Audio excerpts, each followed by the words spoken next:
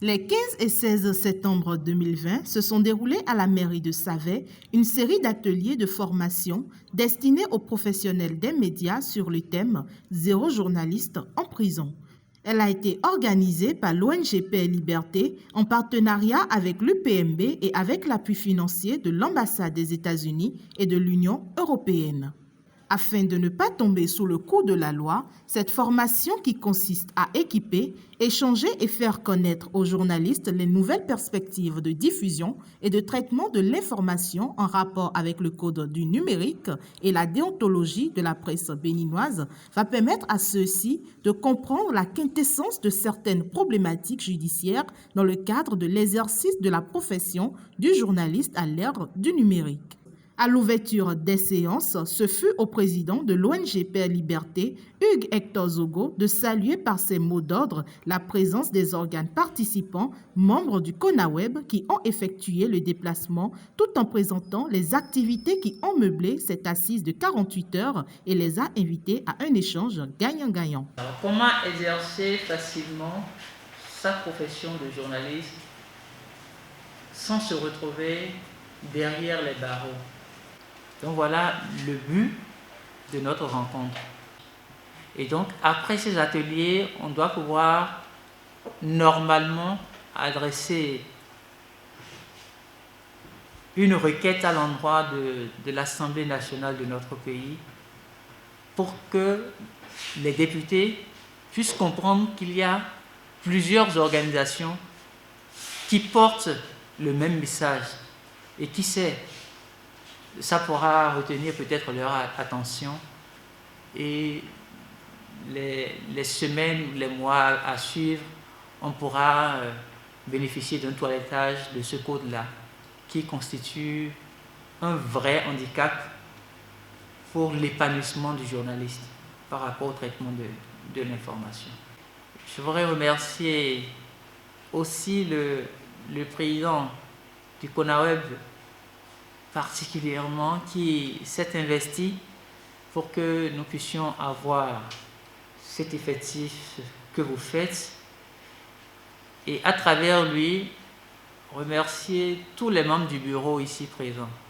Au total, 5 communications développées sous différents angles, allant toujours dans le sens de la liberté de presse au Bénin, passant par la presse pluraliste dynamique face aux défis du numérique, l'explosion des réseaux sociaux et bien d'autres ont enrichi ces 2 journées avec l'aide du facilitateur, professeur des lettres et juriste Benjamin Adandé Kodia, qui dans ses allocutions a rappelé le contexte dans lequel ces termes se déroulent.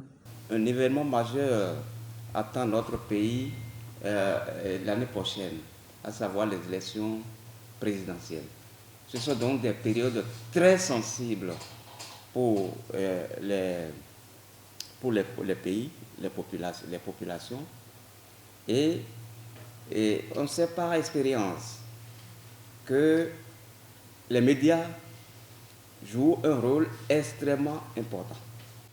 Et vous qui êtes les vecteurs de l'information et de la communication, vous avez des droits.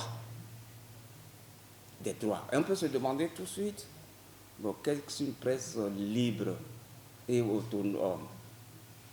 Bon, c'est des médias qui ont des droits, qui doivent s'exercer dans un contexte de pluralisme et de la presse, du pluralisme médiatique,